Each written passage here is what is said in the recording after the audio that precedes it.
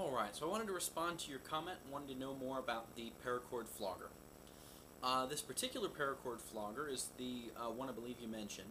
I have made a couple more of them, but this is the only one that I've shown in the videos.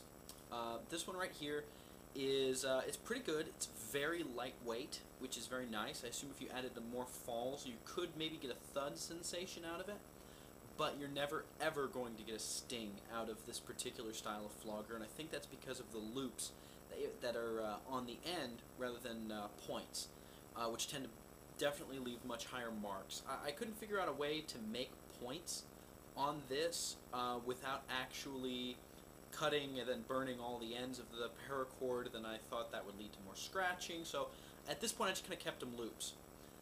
This particular portion right here gives the whole flogger a lot of play.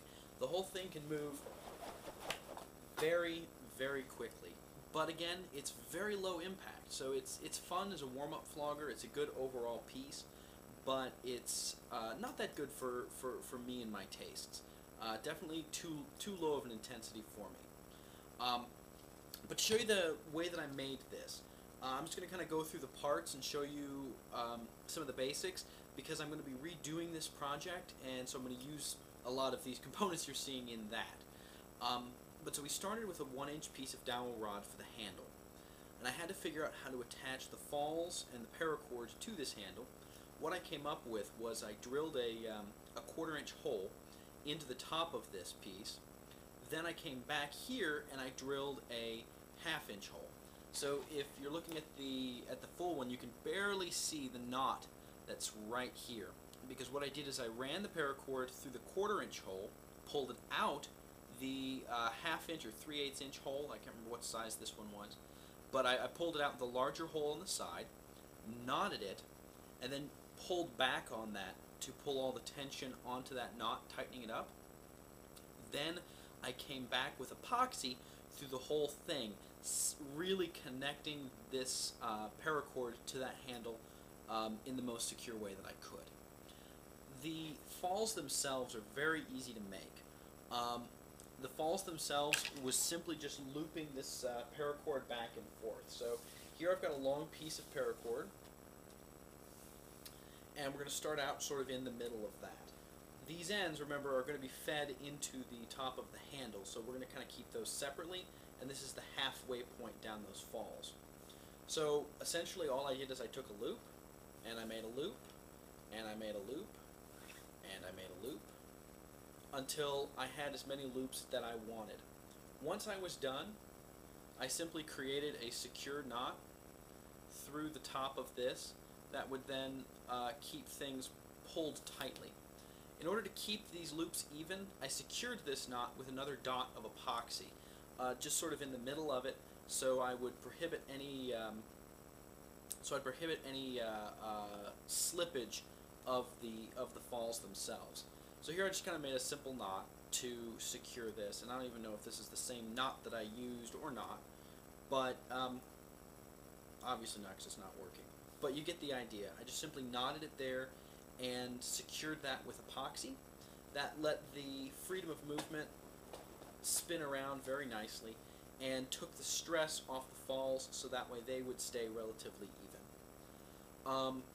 If you wanted to step up the intensity, something I could recommend is working in a number of beads on this paracord and then beading the ends with a smooth, soft bead might give you a feeling much closer to a regular flogger, though it's going to sting a lot more with beads on the end, but it's going to give you that tails approach versus just sort of these loop approach, which is, again, very, very light.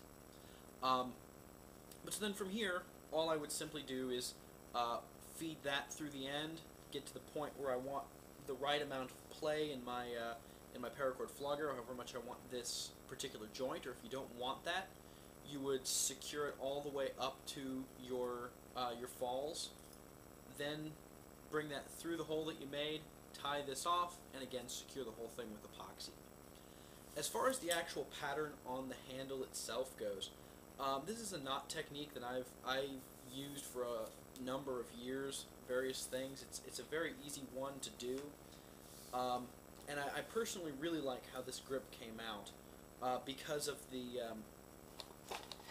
the oblong shape, this particular rise just fits my hand very well because the ridge comes into the ridge of the knuckles. So basically you start out again just with a bite of the paracord, and then you simply feed both strands around your object and back through the bite. Then hold your finger out like this to simply loop back. Again, feed it right through that bite that was created, and then pull tight again. So I just finished that one, and just hold your finger to hold that loop, feed your paracord through the loop that you're holding,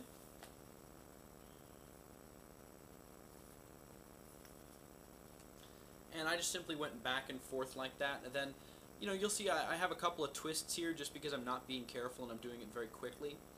But as long as you're very careful, you'll get a nice even and consistent handle like this. I actually didn't use any affixatives to hold on this. It's simply loose, and you can see that it still is loose a little bit in here. So you may want to think about adding just maybe a dot of super glue under each one of those, or something to hold it steady and hold the handle a little bit firmer. This end, I have to just say, I botched. All I simply did was that exact same pattern you saw over top of itself, repeated, to give it a bit of a bulge at the end, tied a couple extra knots, and then tied a knot and glued the ends. I mean, ultimately, this was a project that now would probably only take me a couple of minutes to do. But it's very nice. Something else to consider: I did wrap the base of the wood in electrical tape underneath, just so that way then it wouldn't show the wood through when I was done, because you could see some of the wood just in the gaps of those ridge knots. To show you where I'm going to be going with the next one, I've decided to go with a much more traditional falls approach, where I've actually kind of cut the strands. But rather than going for the cut ends that I was worried about being a source, I actually found some decorative knots online, and this one struck me very nicely, and it was it's called a monkey's paw knot. And so my next flogger is going to be a paracord cat of nine monkey tails, and it should give a very interesting result. I was just kind of playing around with just this sort of bundle loose in my hand, and it has a feeling almost like hailstones, which I just think is a very unique sensation for a flogger that I don't see too often. So I'm going to kind of continue with that. But more videos to come on that whole process, and if you do have any more questions about the flogger, let me know.